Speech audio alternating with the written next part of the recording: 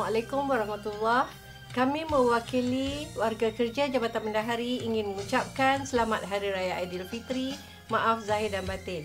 Semoga ketibaan Hari Raya ini membawa 1000 rahmat dan keceriaan kepada kita semua. Selamat Hari Raya, maaf zahir dan batin. Assalamualaikum warahmatullahi wabarakatuh.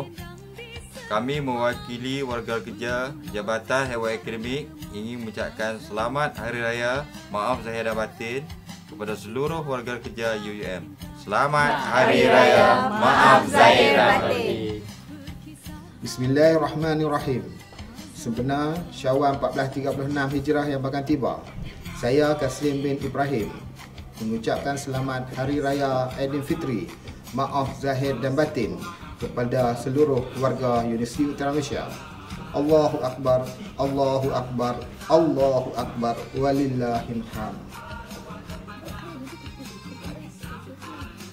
Assalamualaikum dan salam satu Malaysia. Kami warga CIC ingin mengucapkan selamat Hari Raya Aidilfitri.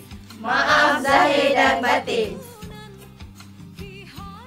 Assalamualaikum warahmatullahi wabarakatuh. Kami warga Perpustakaan Sultanah Bahiyah Universiti Utara Malaysia mengucapkan selamat Hari Raya Aidilfitri, maaf zahir dan batin. Bismillahirrahmanirrahim. Assalamualaikum warahmatullahi wabarakatuh.